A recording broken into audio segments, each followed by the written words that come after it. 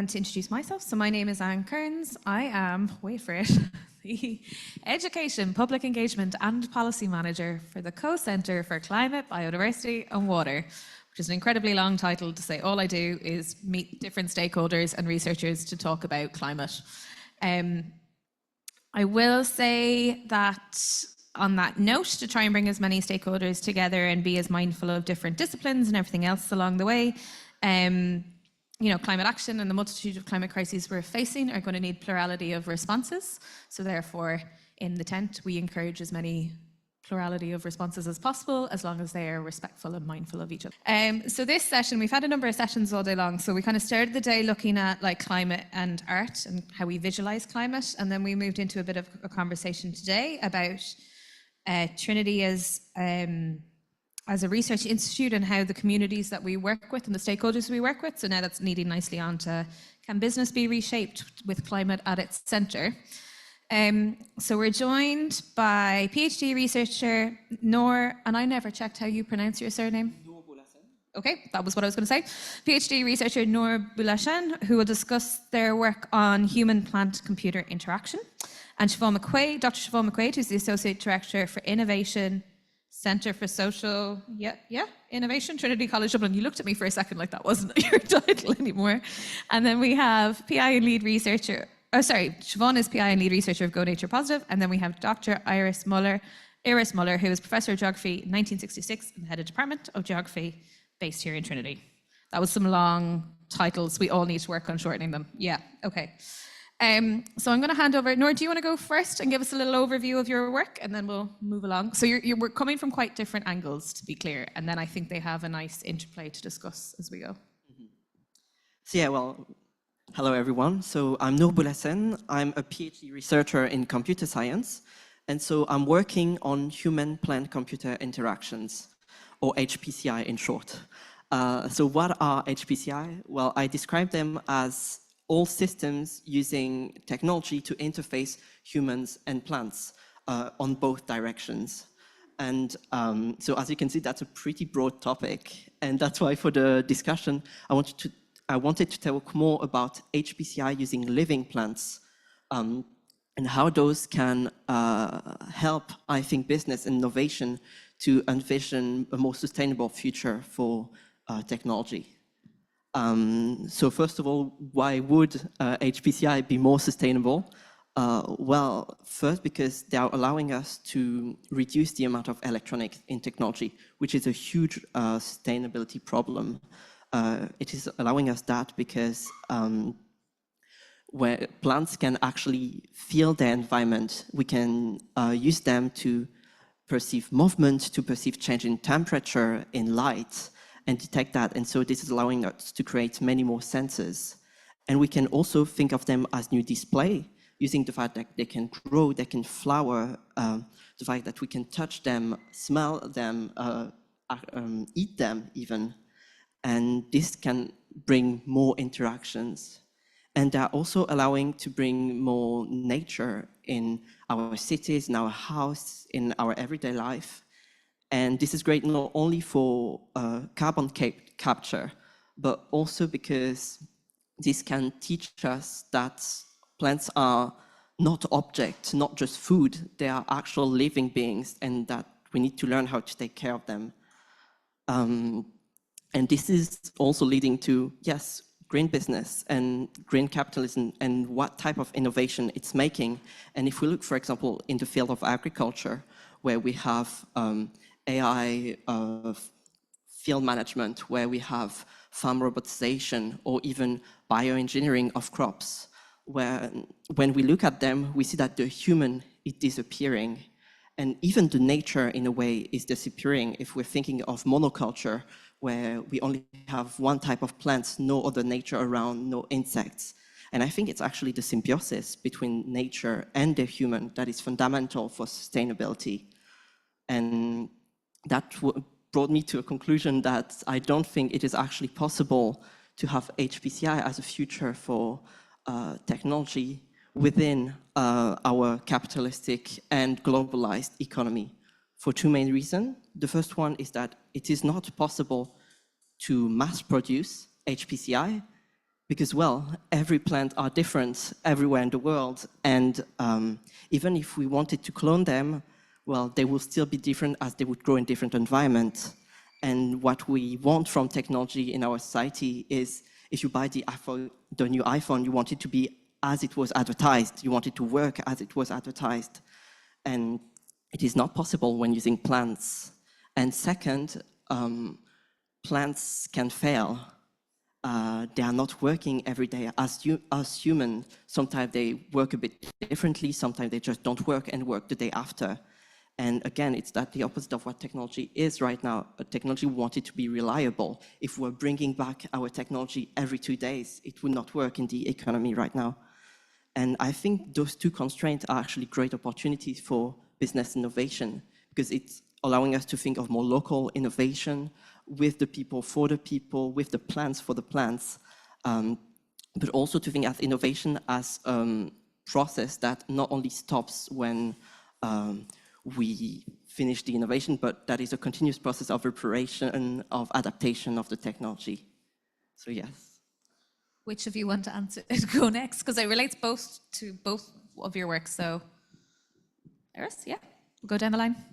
Thanks very much. So that was really an interesting start to our discussion, I think, because a lot of what I see in the area that I work in, which is in coastal spaces, it also has to do with our kind of expectation that our solutions, be they, business provided solutions, or be they government or our solutions, that they are kind of giving us a kind of fix to a problem that we then expect to be able to kind of tick off and say that's the problem solved.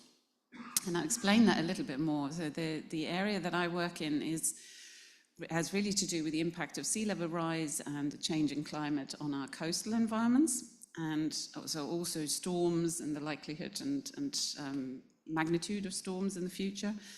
And what we're seeing is that we are potentially getting more exposed at the coast to the forces of those kind of extreme events. And of course, our traditional way of dealing with that has been to involve construction-related businesses to get us out of that problem and to build us stuff that we then place in between the sea and us, and to expect that those structures to then to kind of protect us for a finite amount of time, and then be able to maybe upgrade them and replace them and remain protected. And we now know that that actually is a bit of a fallacy. And I suppose one of the problems was that we've had this engineering fix lead to actually problems that either were pushed along the coast or into the future on account of that fixation with this is a fixed solution to the problem. So we get seawalls built that are then eroding because they're being undercut by waves that are reflecting off the seawall, and the energy is actually stronger in front of the seawall than it was before, and so you get your whole beach disappear.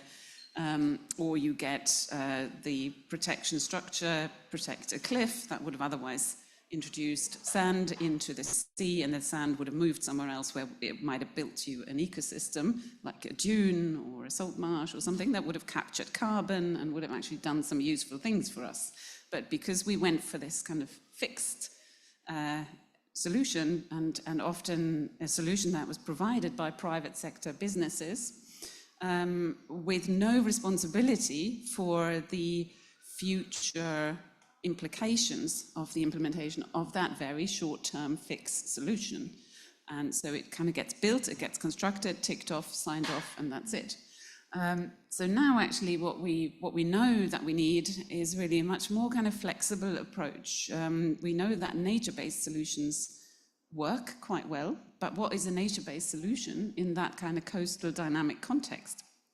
Because nature itself has shifted what we now call nature-based solutions, our kind of wide beaches, our coastal wetlands, our sand dunes that act as natural coastal protection features. Nature has shifted those around the coast for centuries and millennia. They've never stayed in just one place. It's the nature of our nature to be dynamic. And in the coastal space, arguably, it's the most dynamic manifestation of nature. So actually, we can't expect, even when we implement nature-based solutions in the coastal space, we can't expect them to be fixed. So the question then is, can we use businesses or industry in a way, or have they got a role to play to find us a way of living with this dynamic natural space at the coast, and for us to adapt to it and to mitigate the impacts of erosion and flooding and so on.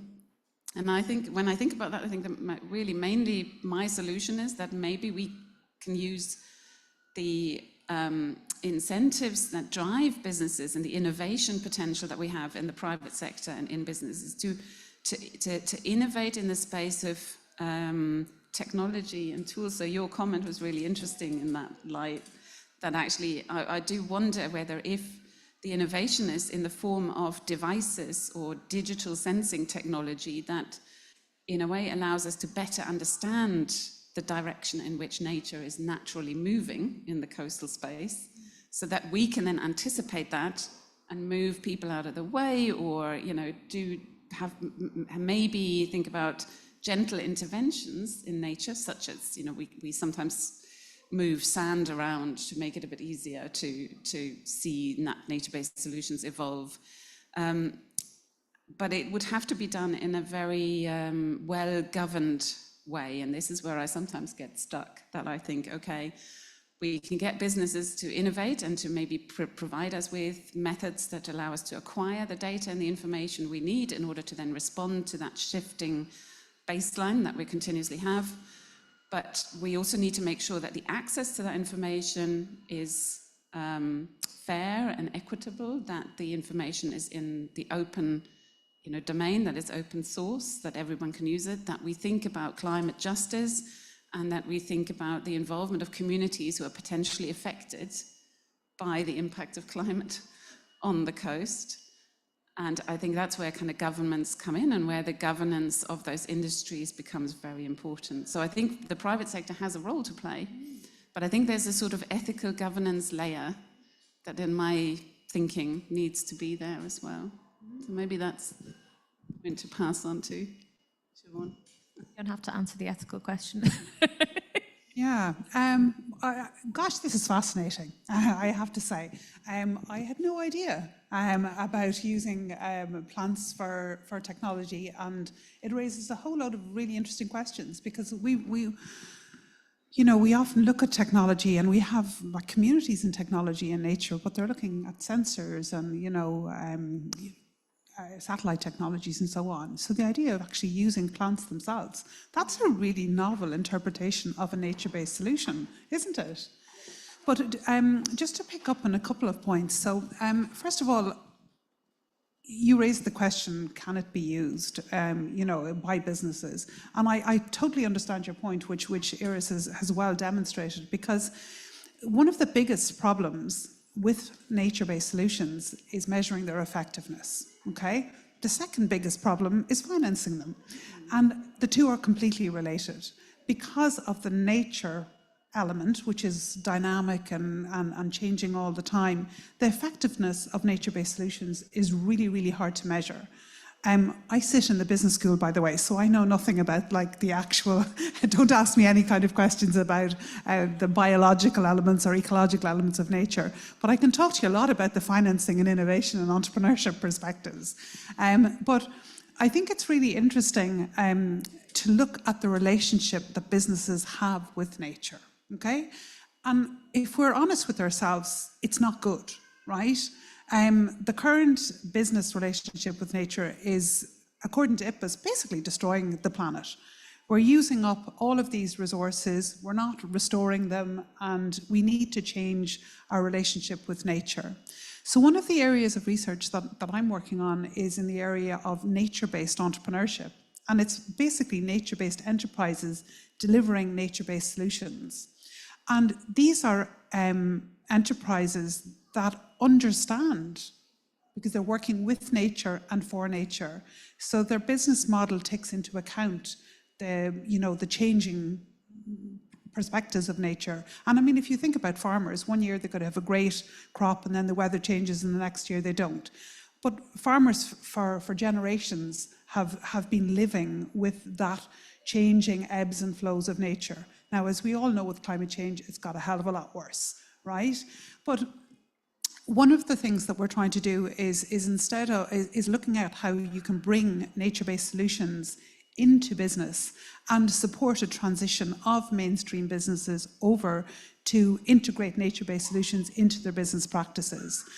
And where we're starting with, and this is part of a project that we're involved in called Go Nature Positive, and it essentially is working with those areas of the economy that have the biggest impact on nature and also the biggest dependency. So farming is one, agriculture and the whole agri-food industry. Then you've got forestry, you've got water, mining. Even in the urban area, urban construction, you're using a lot of materials. So we really need to change the relationship that all of these businesses have with nature. And we're proposing that nature-based solutions is a way that it's a solution for businesses to transform their relationship with nature and with practice. If you think of the way a normal, like a large business is, or in any sector of industry is structured, people talk about value chains. So you have, like, for example, Nestle, right? A contentious example. The people at the very top are quite disconnected with the farmers at the very bottom of the value chain. So decisions could be made in a boardroom in Switzerland, is that where they're based? But their crops and the raw materials for their industry come from farmers in Africa. So if we raise their awareness in the boardrooms about potential solutions to transform their business practices using nature-based solutions like agroecological practices and using technology more effectively, to measure that and integrating it into their practices, I think that's a really positive step in transformation. So essentially that's what we're trying to do, is transform these mainstream business sectors to understand better how nature-based solutions can work and can help them to transform their businesses. Yeah, and I think it's really interesting. I think you'll probably have more questions for each other than I need to provide. So feel free to jump in with questions for each other. Yep. Oh, yep. So yes, first of all, I would like to ask, because with these big businesses that want to provide nature-based solution, is there really a chance to make them understand at the top anything about what is happening for the farmers, for the people locally? Because most of the solutions, I think, that are nature-based are not really providing big amount of profits. And that is a big thing that actually business are looking for.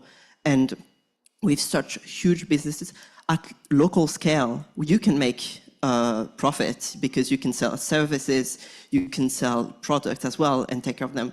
But is it really possible with such a large scale to have direct profit to interest the people up there? What do you think about that? Yeah, it's a really good question. And there's a lot of, I don't know if you guys are aware of the regulatory environment at the moment. So in particular in Europe, we're forcing businesses to be accountable, right? So that, if you like, that's a little bit the stick, okay? So we're saying all businesses, large businesses, have to measure their impact and dependency on nature. That's a stick, okay? You have to measure it, you'd have to disclose it. Doesn't necessarily mean you have to do anything about it, right? Businesses are motivated, as you quite correctly point out, by opportunities for growth and for profit. And that's the business model of, capitalism going back for, since it was invented. Apparently around the 1930s, it became very prevalent. But we need to accompany the stick with a carrot and incentivize them to make this change. I was just thinking about this on the way in, and I was thinking we're not just talking about nature here, although I think we all are, but if I look at climate change, right, if I look about 10 years ago, and people were being saying, electrical vehicles, renewable energies, windmills, wind turbines, there's no business there, that's not going to allow us to make monies and make profits, right? Look now, a report came out just, I think it was about 2 weeks ago now, that said that Europe has fallen behind China and America in terms of these industry sectors, which are seen as the industry sectors of the future. So I would say Europe has lost out in electrical vehicles and or electric vehicles and renewable energies. They've missed the boat. So I would say to Europe, instead of trying to waste your money trying to catch up with that opportunity which has passed, let us look at the opportunities to transform industry sectors like agro-food, forestry, and so on, and to look at how we can look at new business models for introducing agro-food. How can we make money out of those? How can we incentivize that transition? And that's what we're doing. But I can tell you something, it's not easy.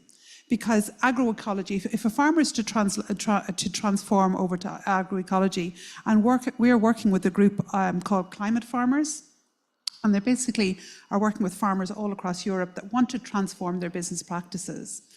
And what they're finding is that it takes 2 years and a hell of a lot of money to transform.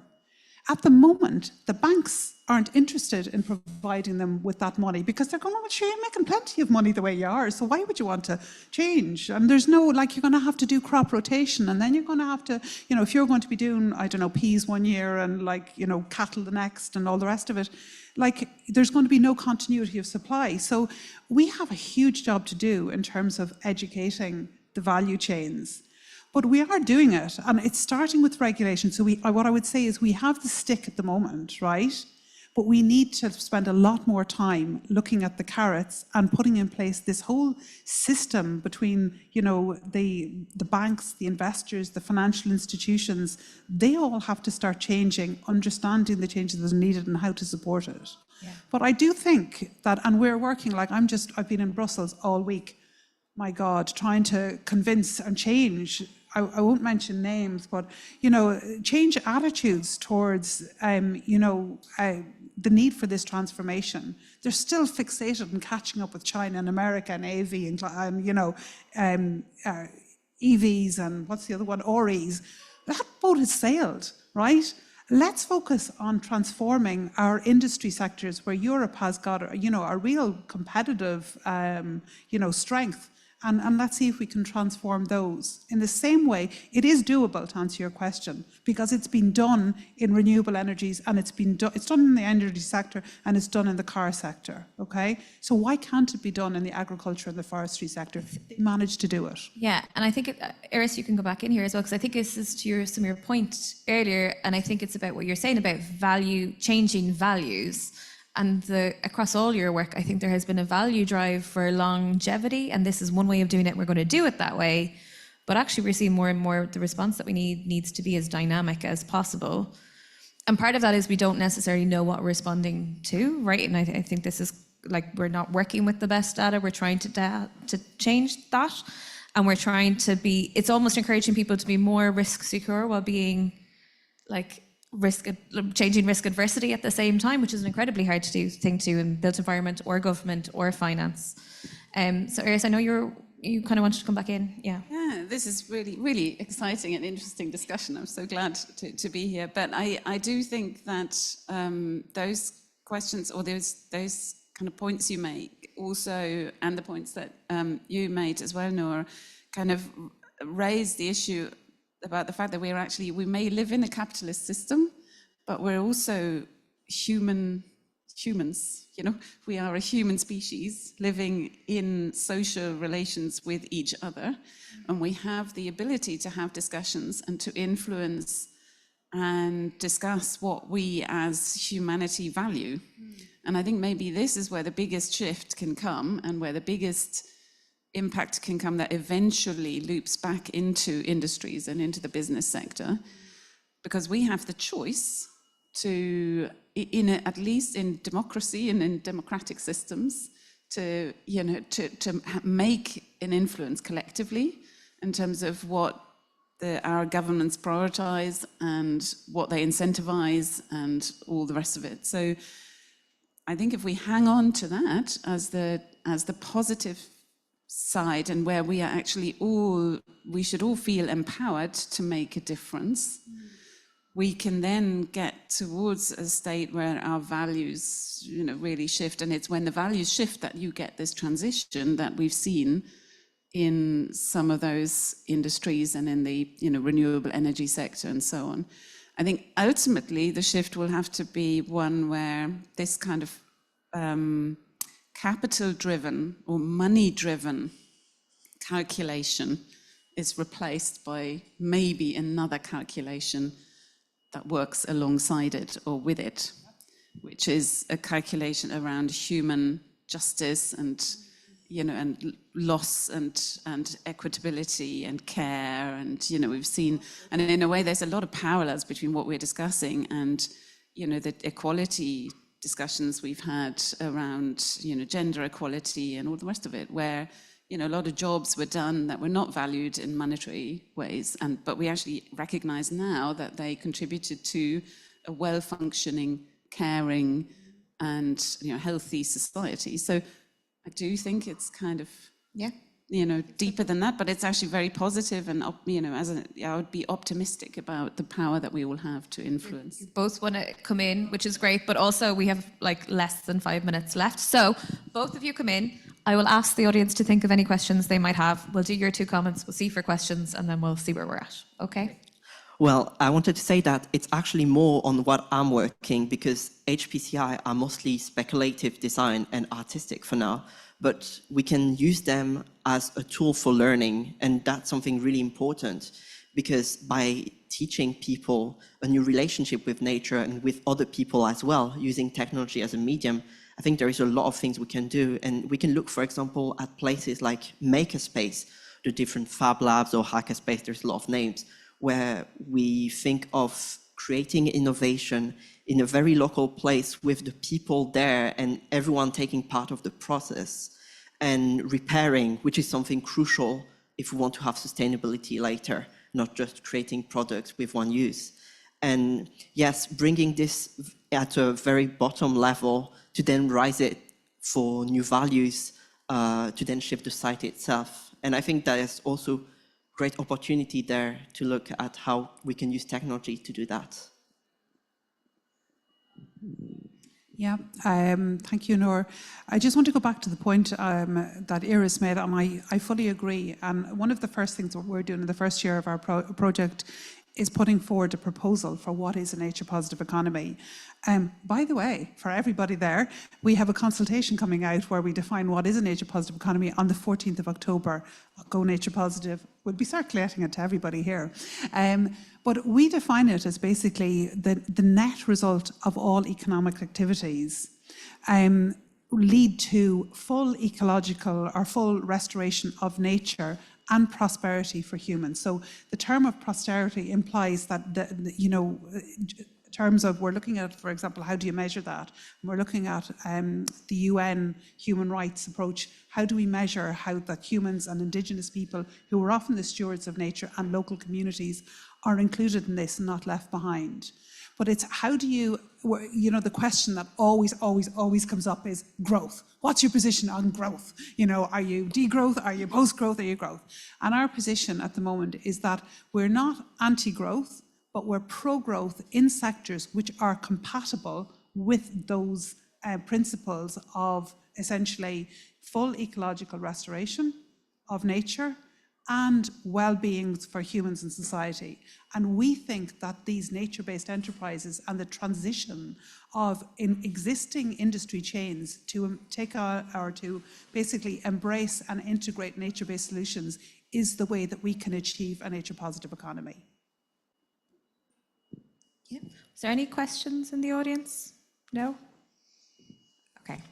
I think that point about what degrowth means for different people, and it's a value thing, like it comes up quite a lot. If you ask people in certain countries, are you willing to degrowth? They're like, we never got a chance to grow in the first place. And I think that way of shaping with your values, or a global value system that perhaps definitely needs to change, is the way forward. I don't know if anyone has last thoughts or questions for each other, because you've had lots of things so far. If you don't, my last provocation I'll ask is, what gives you most hope currently? Because I think that's where I'm choosing to focus energy today. Okay, I'll start. I think we're here in a university setting. Our young people give me hope, because our young people will hopefully grow up with a different value system than we were born into. So I'm sitting, as I said, in Trinity Business School, and their, if you like, slogan is transforming business for good.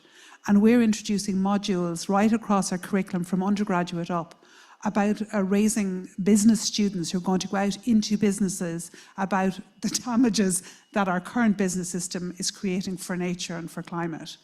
So I'm hoping, what gives me hope is that our young people will go out into the workforce, into businesses, and will be in leadership positions in the future, and that they will change things because they're coming from a different value set than, as I said, we were born into.